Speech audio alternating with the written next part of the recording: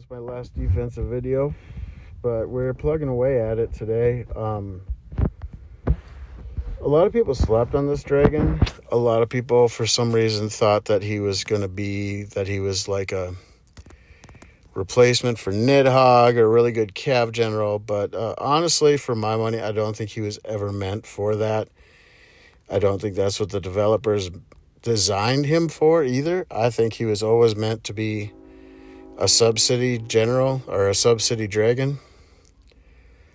And I'm trying to push up to 15. Yeah, I'm not sure what his max is. It's probably going to be a 20% debuff against the siege. But when we look at this, when I first saw it, attacking defense, attacking HP. So you could multi-purpose him. He could work while you're killing boss monsters.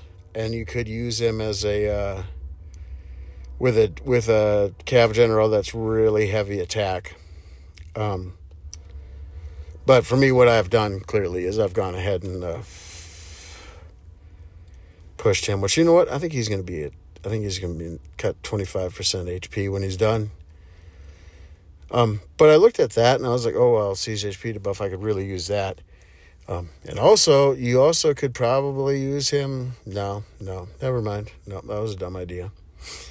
I was going to say you possibly could use him for siege solos. But I think there would be a lot better. I mean, maybe on a second march, if your idea is to basically just cut the siege HP and send mounted with it, so the mounted would survive longer. But let me go back. I've tried to make this video 3 times, and people keep calling me. So, and then click. Let's go into the talents. So you're getting ground and mounted defense. So what that means is you can compensate a piece of gear with that. You can compensate. You don't have to. You can use a different type of gear to debuff different stuff. Because at 21%, you're really close to debuffing just with him what a piece of gear would. So you've saved a piece of gear you have to place. Then Siege Machine Defense, again, you can compensate a little bit, but this is what stuck out. Sub-City Training Speed. That's what really stuck out to me, is this dragon is meant to be in a sub-city with training speed on it. And then the third one's going to work everywhere. It's going to help your mounted troop attack in city. And you're attacking mounted troop defense when you're doing bosses and stuff like that. So, he's definitely a worthwhile dragon and great for a sub. Outside of a sub, his value would... you'd have to get really creative.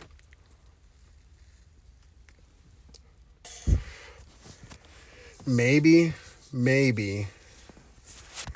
with Martinus, because Martinus is super heavy attack. But I honestly think you're going to be better off with Nidhogg or Ziz. Then the other move after All-Stars that I've done is this dragon, which I'm not 100% sold that I've made the right choice, but I feel like it's pretty solid. Because you debuff ground HP and ground and mounted defense. So that to me seems like it makes pretty good sense in a sub-city rather than using him in a Cav March. And I only use one Cav March anyway. And then the talents, of course, are really, really good. All troop attack, enemy troop HP, and then here we have mounted attack, mounted defense, mounted attack, siege attack. So really solid across the board. I've been working on my guy here. Trying to get him to the next level, which we're almost halfway there. But I maxed this shit out earlier today. My siege general, my siege dragon, he could use some work. So one thing that I've noticed is, of course the game's always changing. We have to change with it if we want to keep pace with what's happening in the game and where everyone else is and where we're at. Because for me, and I think a lot of people, we judge where we're at. We're like, oh, well, I placed here and I really feel like I should be here, or to continue to progress, I need to get to this point. And And it works defensively, it works offensively, it works pretty much all the way around the board. So with that being said, like that's something that we always need to consider and always be forward thinking. Always keep your eye open for the next thing that's coming down the road. Because I can tell you there's always something new coming down the road with this game. So with that being said, we've gone over my 2 debuff dragons that I'm now using. It has been good. Like, I feel like they were good moves to make.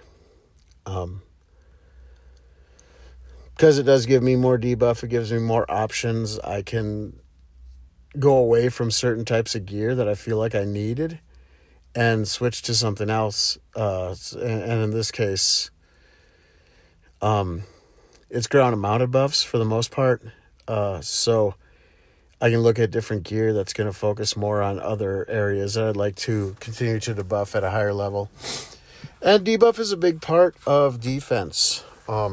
Everyone that knows me knows that. Everyone that watches the videos, like, I'm always talking about debuff. I'm always talking about hidden buffs. And I'm going to go through the small stuff first, and then we can hit home on the main stuff. But, of course, Senate, everybody knows this. These buffs here are really, really nice, but you do have to build everything evenly. So judging by this, I need to get all these up to level 20, and then that will open this one, which attacking troops attack, attacking rangers siege machine HP, attacking siege machine attack, which that's one I could really use because I'm really focusing on my siege right now. Server mate Psycho, lots of people know him from All-Star. He had pretty much said that, well, if you've kind of mastered the defense, it's time to move towards attack, which I've been slow walking that. And I'm fairly happy with where I'm at. The seals, of course, is another hidden place with great buffs, and I've got all of them up to level 56. So we're all maxed out to that point. I have to upgrade this, which I just got the walls finished. So for me, personally, I want to do K43. And then MA8, which MA8 is, oh, poopy. That is a lot of resources. Okay. It's going to be a bit of a process. Maybe K43 with MA8 by the next All-Star, which would signify me getting my last dragon, which is kind of a milestone. And if I'm honest, I was going to leave the game and just do Battlefield beyond that and find a shepherd to run my account for me. But I've noticed that there are players, like a lot of times we pass off as, oh, this player just plays for the social aspect. They're not competitive.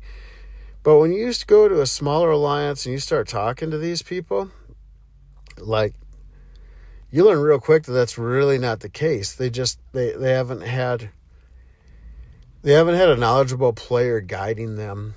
And sometimes teams that have knowledgeable players, they're busy and kind of, I hate to say it, but choose not to guide, choose not to help.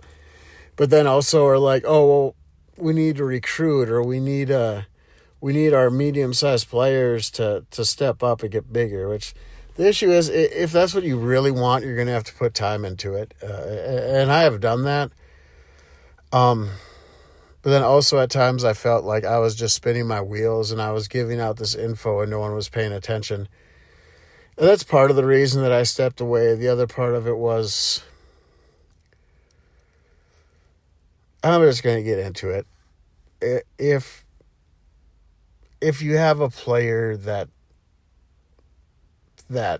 has a jealous nature or is a greedy player and is really not interested in the team, is more interested in self-improvement, in a selfish way, getting things and winning things, And, if a player that you deem not as good as you outperforms you, then you automatically turn ugly towards them. And and not to throw any shame, I'm just explaining where I'm coming from, because a lot of people would say, well, in your server, why would you be anywhere except the Super Alliance?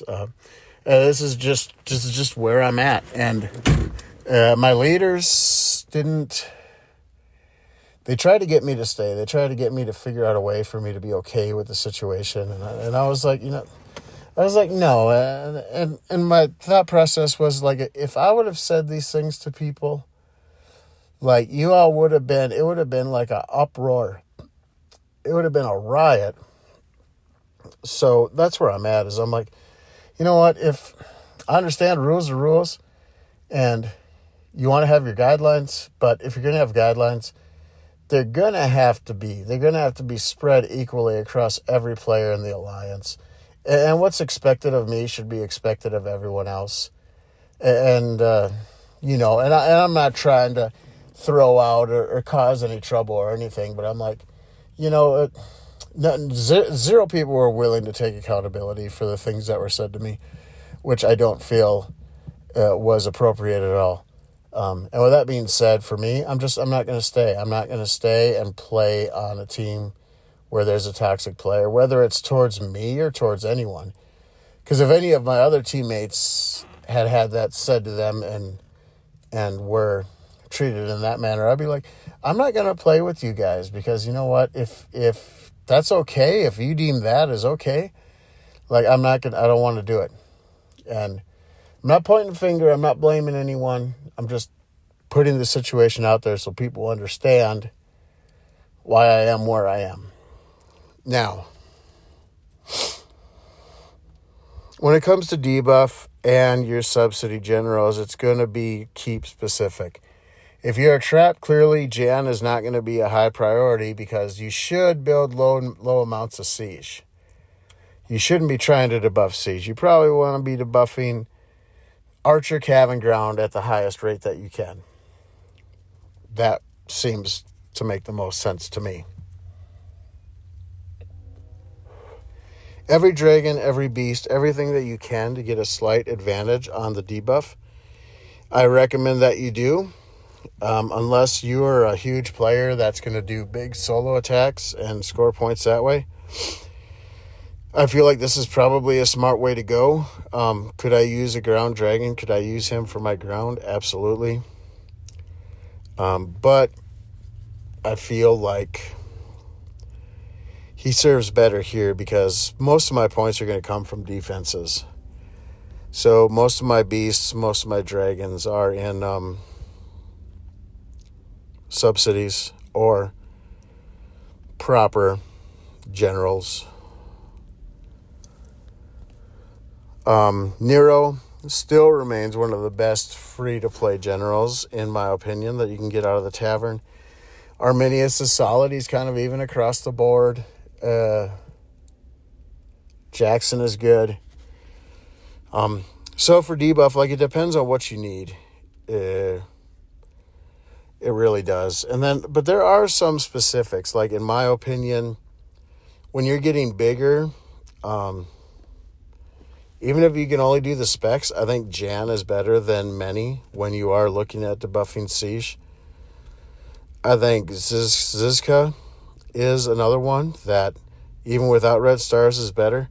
Simone is definitely one that's better. And Baldwin is probably going to be better than most, especially if you aren't going to have the ability to do the specs and or the stars. Baldwin's going to be a pretty decent one, because he's going to cut Archer and Siege. So when you do start building Siege, he's going to have value beyond what he has right now as the Archer debuff. So it's all up to you. I use a lot of Civ gear in my debuff. Some people kind of disagree with me, but I'm like, well, my debuff is... Maybe Psycho has better debuff than I do in the whole server. Maybe. So my system works. Simply put. Chest, in my opinion, there should be no amenity chest. I understand you're giving away that full set buff, debuff, if you do go full amenity. However, this Augustus, you have two pieces here. That cuts the enemy attack in half, or by 10%. So with that being said, you're better off having split sets, and this is why.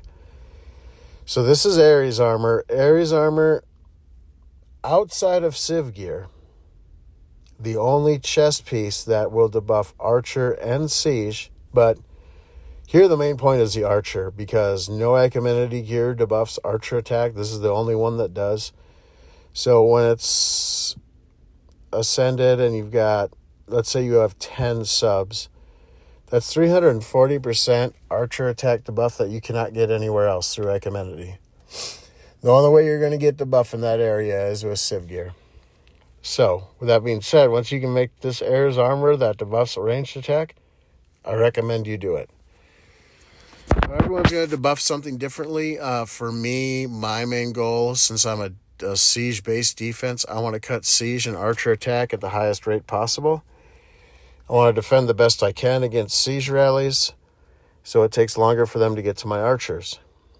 So that is my philosophy, and it's chock full of generals. Aside from Nero that does all troop HP, everything in here is to debuff archer and siege attack and HP.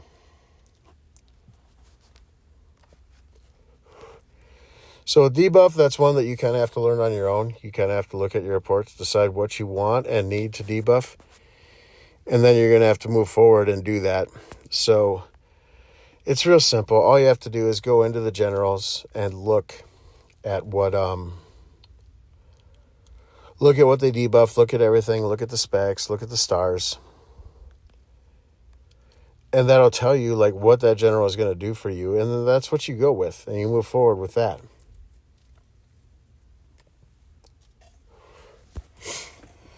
Now,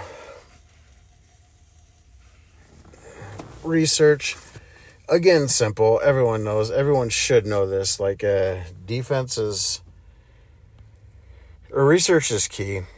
So, for starters, I recommend get your academy. Once you're K40, get this all done. Get this. The defense advance is the last one that comes up. Get that all done so that way you're only focusing on one academy, which is the military academy. And there's lots of stuff in here. Lots of good stuff. But that's going to be a process till I can get that open. I didn't realize it was almost 40 billion of each. So research is king. No matter where you are in the game, research is always king. It affects everything in your city, from gathering, resource production, defense, debuff, stats, everything. It handles everything. And then like the little stuff, the Senate, of course, these set buffs here, once you get this stuff leveled up, super, super important. And then the individual ones are good as well. So you work on those as well. Get everything leveled up where it needs to be. And then the beast seals, of course, this is another area where you can add buffs. And I think there's some debuffs in here too, possible, maybe. Advanced refining, this is where you can compensate.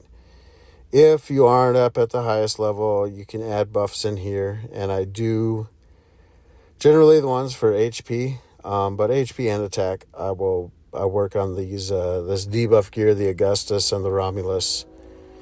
And then my siege advanced refines are pretty good. They're most of them are at 50%, and the boots is a new one. I'm just trying to get the HP higher so I can my march will kill more troops. Now,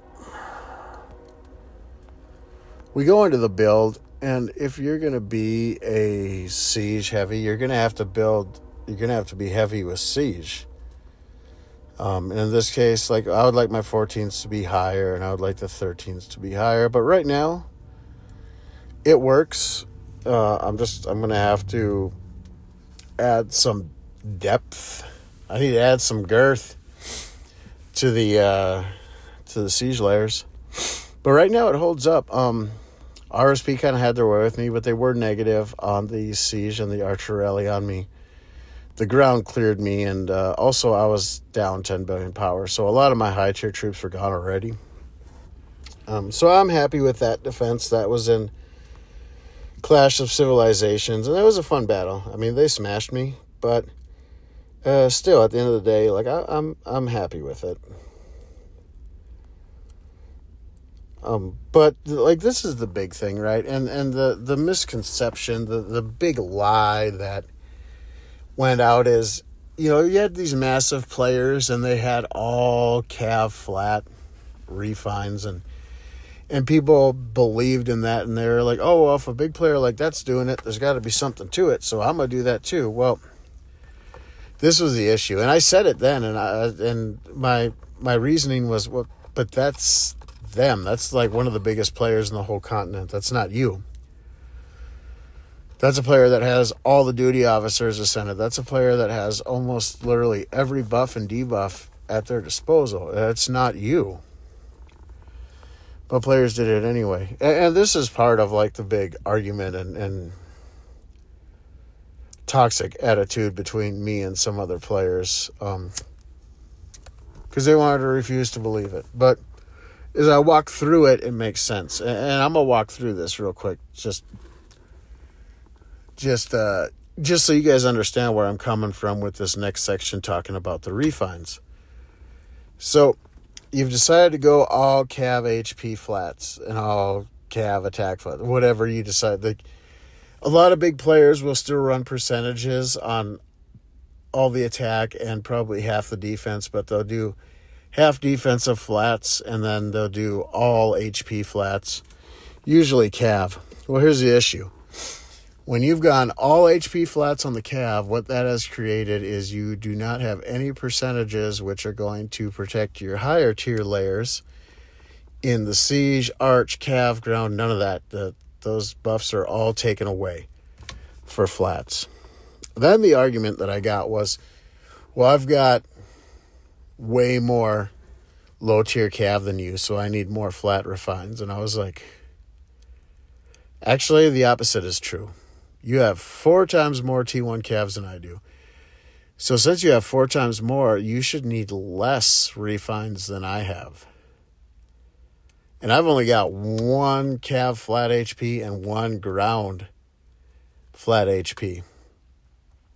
So, in my opinion, and from what I've seen in reports, the all flat HP is way overrated, way unnecessary, and it is probably making your defense a lot weaker than it would be if you did not have that concept. I'll explain why. I had flat siege, and what I did is my thought process, well, I built a shit pot of 8s through 10s, and I'm like, they're never going to debuff that, and they're going to have a hard problem, which they did. But if they set multiple rallies on you and they send them one after the other, just like Aura did, you will get jacked up. And I did. So eventually what happened is like that concept and how my defense ran good for a long time. I mean, probably a year. And I didn't have to change anything and everything was good, right? Which is great. Good is good. Well, I did get zeroed, and in getting zeroed, I decided I was going to change everything. So, went into my wall and I changed everything. So, but this is where I'm coming from, is players don't really understand stuff, and they just like put stuff in their head, and or other players put stuff in their head, and they're like, oh, well, you need to support your low tier cav. And I'm like, yeah, but you're using traditional generals for a big keep. So what that means now is that your siege, your archers, your cav, your ground, everything in your city that's high tier is now susceptible and weak. Because now, hear me out, William Marshall is a good even general. However, if you look at his range and his siege, he does have some attack buffs. But if you look at him completely maxed out, and a lot of people use William Marshall, guess what? He has low HP in those areas. Brock, who is a ground cav heavy general, has more HP completely done than William Marshall does. So, with players that are using him, which is a lot of players, and you've run flats, there's almost nothing supporting your siege in your city, aside from like the extra bonuses and stuff like that. But I promise you, if you make the change and you're more even, which is what everyone should strive for, because that's how you become good defensively, is if you're fairly even across the board. And able to like compensate in some areas. Like all this stuff, like this is stuff that you need to be able to do, especially if you're building a lot of high tiers. So, before All-Stars, I mentioned this, and I mentioned this to everyone in my alliance. I sent out a mail, and I said, hey, understand if you're running all flat Cav HP, your higher tiers are going to splat. And also, you've put up on offer all your high-tier Cav, because your layers aren't going to stop them, because there are no percentages buffing those higher layers. People didn't want to believe me. People complained and got ugly with me. And when we got to All-Stars and I looked at some of the reports, because I was in some of them, I looked and everything that I said would happen is exactly what happened. Players that wanted to cling on to all Cav HP flats, their siege, almost all their siege was gone in one shot. Almost all their Cavs all the way down to tier 4 were completely gone in one shot. So literally everything that I said, which I'm not saying it's a universal refine plan for everybody, but I'm saying you have to be even if you've got all those Cavs. It doesn't make sense that you need more flats. It makes sense that you would need less, because you've got a lot more troops. Comes into the equation. Troop build, dynamic, refines. You've got 2 billion horses. You don't need 8 Cav HP flats. I'm telling you right now, that is not what you want to do. You want to have just enough to support your low-tier troops, and then proper build dynamic from T15 down to T1, and then refines to support your upper-tier troops. And don't do everything all at once. You do little samples. Do like one refine change and test it in the next battle and see what's changed, what's gotten better. So just little test samples. Don't go crazy and do all siege HP percentage because you watched this video. So let me go into it. All generals. So those that watched before know that I had a lot of flats, and I told a lot of people to go flats. But at that point, like you could bend but not break with that option. So what I've done, my attack, siege attack, and I've got one range, which I kind of want to change to one range and go to, I think, probably ground attack. Just so that they tank a little more against calves and stuff like that, and slow down the rally. And then here it's all siege attack, but I ended up getting another good siege refine. So I'm like, you know what? I'm going to just keep this, and I'm going to try to get a good ground there. Defensively, I am siege-based, so I have gone more defensively with the siege. I kind of like to change that range troop defense to either ground or siege, and then switch this ranged one to siege, I think. Siege or mounted. A high mounted percentage would be good. And what have I done with my HP? Okay, so I added a mounted percentage, which is pretty good. Siege. Then on the next one, ranged, just so that once my siege is gone, my ranged will not be killed in one shot, hopefully. And I think I'm going to stick with that. Now, the dragon, what did I do here? Siege HP. and then my ground flat and my mounted flat. And the reason I did flats on the Dragon is this Dragon has the same number on flat refines as Gear does, and it's the only wall Dragon I know anyway that does. So, changed, made a lot more even across the board, buffed my high tier siege, and as I have added these refines, I've added to the layers, which I'm going to add a lot more in the future, but I want to do K43 and open MA8 first. And basically that's what you have to do. Go through reports, see what troops did killing, see what troops died, but maybe didn't do any killing because that means they tied up the rally. And you make your adjustments on the percentages, the refines, all that stuff. And that's the key. And at the end of the day, like, you can do however many defensive videos are out there, and there's probably hundreds of them. People discover something and want to throw their twist out there. But honestly, in my opinion, you want to be good defensively. Get good at reading reports. Look at everything. Look at what troops of yours are doing the killing. Look at what troops of yours are just dying. Look at what troops are engaging. Look at the enemy's buffs. Look at your debuffs.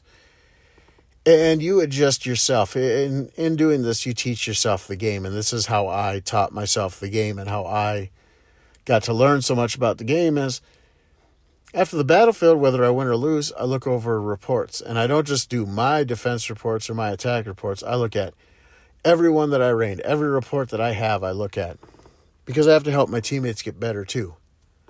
So, the battlefield for me is like, that's just half of it. The more important part of it is the report reading and evaluating, and then deciding on what changes to make. So, you move and adjust, decide what to keep, decide what to throw away. Just keep testing until you get it to where it needs to be, because I did these refines, and I don't know how long ago it was that I got zeroed, but it's probably been at least 3 months. I haven't really changed anything. I had my refine plan in my head, and I've stuck with it. And then you get to the point where it's time to look at attack. So, I've had these generals for a long time, and they've served me well, but it's time to do a little upgrade, which Washington's pretty new. But in my evaluation, Washington, Zheng, and this new Viking general are the 3 best cav assistants in my opinion. And I'm going to make him my assistant.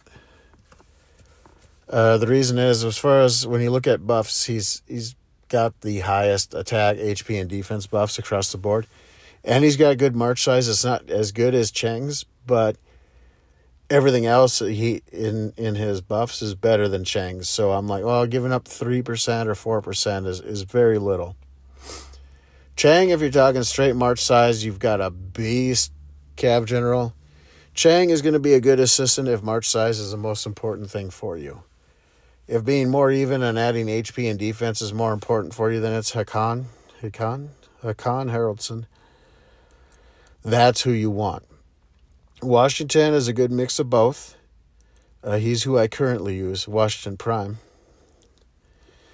So basically, like, I'm just at a point here where I'm like, yeah, I'm getting these generals, and I'm going to make a change to make it just a little better than what it is now. I mean, it's not going to change my world, but it's going to make stuff a little better.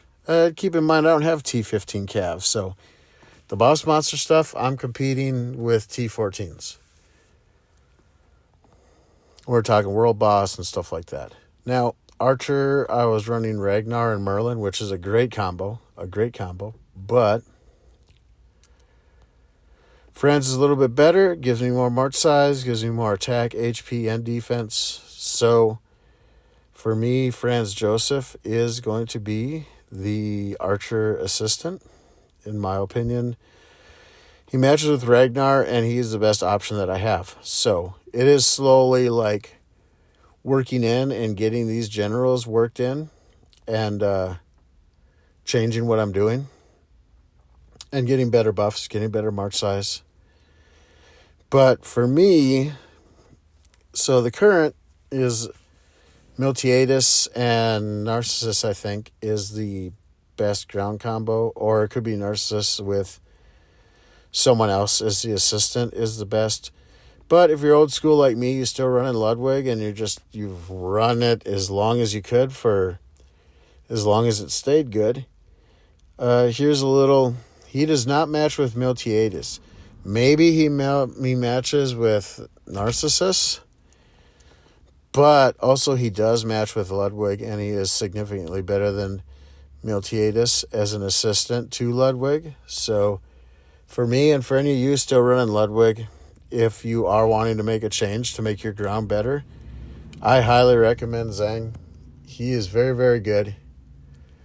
And all the way around, you're going to have bigger march size. You're going to have significantly better attack, HP, and defense. So for me, for my money, this is the guy to run with Ludwig.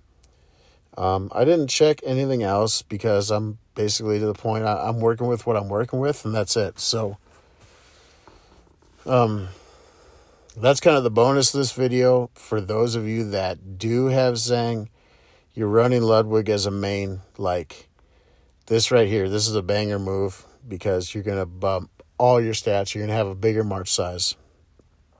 This guy is really, really, really good, especially as an assistant.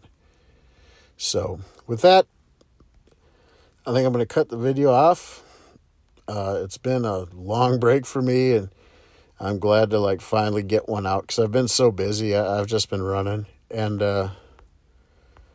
in the future, I'm going to be running all the way through May for work. So with that being said, sorry it's taking so long to get another video out, but here is, kind of the upgraded defensive video. It kind of does disprove some of the myths with the flats and percentages and what you should consider when doing your refines. And also credit to RSP and VIG because their Discord came out with the pie graph that showed where a majority of your buffs come from, and a majority of them are the gear refines, and I think the general was up there as well. So credit to them because a lot of what we do is stuff that gets shared. I am not on the RSP Discord. All that information trickles down anyway through video or people that are on their Discord sharing it with their alliance. So credit to them. A lot of what I do is based on that information. So that helps everybody. But yeah, that's where I'm at, and I think that's the right thing to do.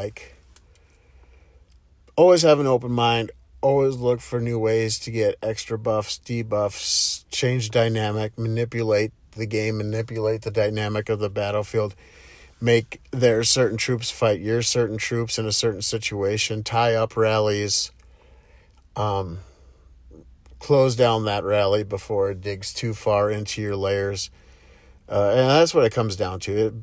Become a pro at reading reports, and I promise you're going to become a pro at defense. You are. Move fast, port from rallies, port into the ones that you want to take. Just smart play, which at the end of the day, money can take you a long ways in this game. But in my opinion, in my experience, knowledge will always take you a lot further in the game than what you have. And I'm starting to learn how to help players that don't coin. So I feel like if you're doing things right, you're saving up your resources, you're doing the smart stuff, you're getting the free rewards that are going to help you. You build the original duty officers because you can ascend them. You don't try to go for the premium ones that you cannot ascend. Just smart play all the way around, and I promise you're going to be good. You're going to be good defensively, and you're going to be good with rally marches as well. You're going to have good rally marches.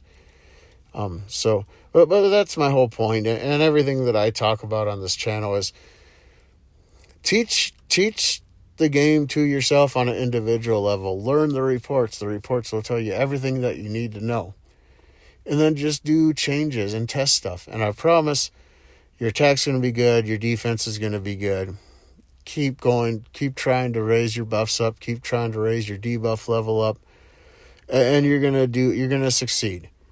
And that's what it's been for me. And that's, it's a journey. It's a learning process. And if you don't love it, you probably shouldn't be playing the game, because you're just going to spend money on something that you aren't going to enjoy, or you're going to be spending your time on something that you're not going to enjoy. So learn the game, learn to read reports like an expert, and you are going to be a great player.